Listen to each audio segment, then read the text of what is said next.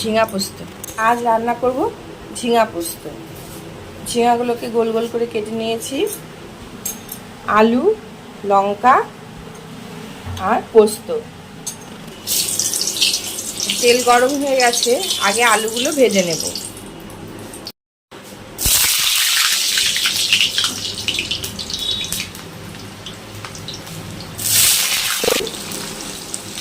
হলুদ, ভালো করে লাল লাল করে আলুগুলো আগে ভেজে নেব।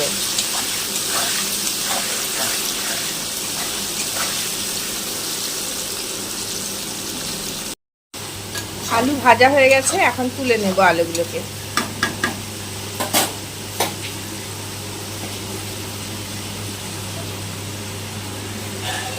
এমন করে ভেজে দিতে হবে আলু।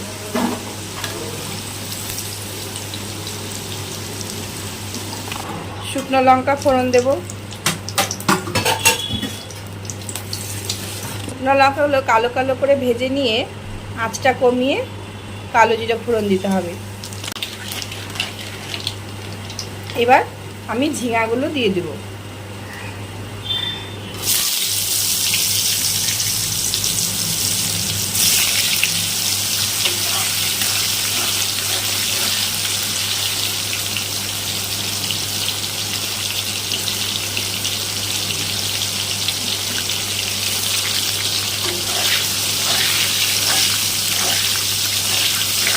অল্প করে ঝিঙা দিয়ে আগে একটু ভেজে নিতে হবে।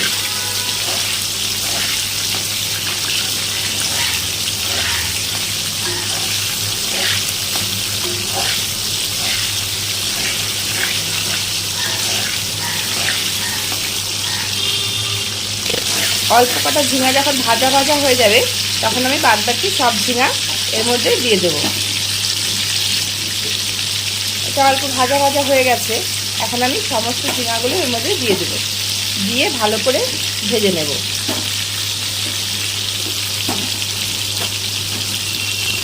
আগে কিন্তু লবণ টবণ কিছুই দেব না, খালি সামান্য হলুদ দেব। লবণ আগে দিলে ঝিঙার থেকে অনেক জল বেরিয়ে যায়, তাই আগে লবণ দেব না।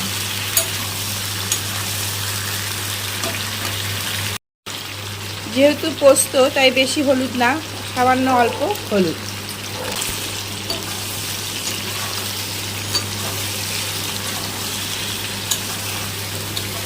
যতক্ষণ ঝিঙা ভাজা হচ্ছে আমি ততক্ষণ পোস্তটা বেটে নিই।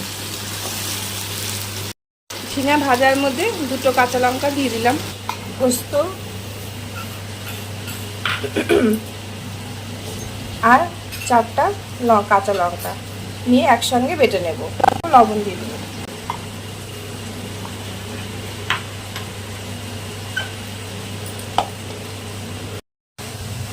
পোস্ত বাটা হয়ে গেছে। ঝিঙা থেকে কত জল বেরিয়েছে, লবণ দিলে আরও জল বেরিয়ে যেত। এখন এটা জলটা একটু শুকিয়ে গেলে তারপর আমি লবণ মিষ্টি দিয়ে দেব।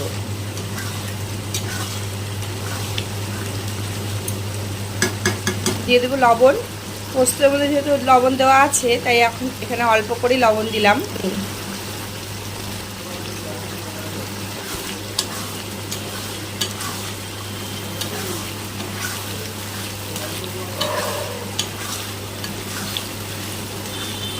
আর একটু নাড়াচাড়া করে এখনই পোস্তটা দিয়ে দিতে হবে।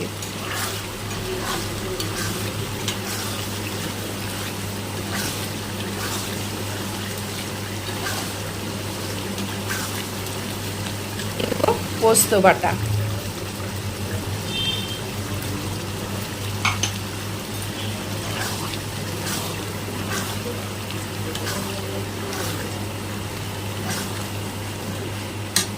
পোস্তগুলো দেওয়ার পর আলু দিয়ে দেবো। পোস্ত দেওয়ার পর আলু দিয়ে দেবো।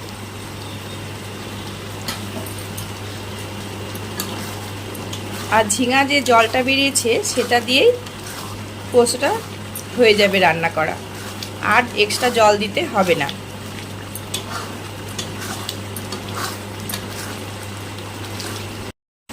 ঝিঙার জলটা দিয়েই আলুও সিদ্ধ হয়ে যাবে আর পোস্তটাও সুন্দর রান্না হয়ে যাবে। যখন শুকিয়ে যাবে জলটা, তখন নামিয়ে নেব।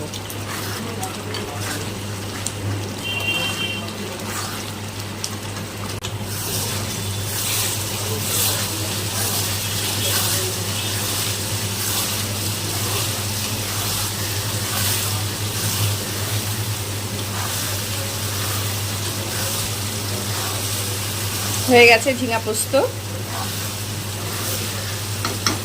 হয়ে গেছে ঝিঙা পোস্ত, তেল বেরিয়ে এসছে। যেহেতু আমরা একটু ঝিঙা পোস্ততে তেল বেশি খাই, তাই আমি একটু তেলটা বেশি দিয়েছি।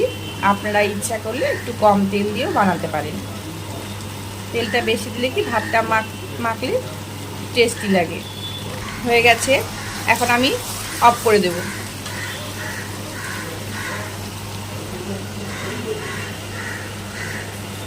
গ্যাস অফ করে দিলাম। ঝিঙা পোস্ত হয়ে গেছে।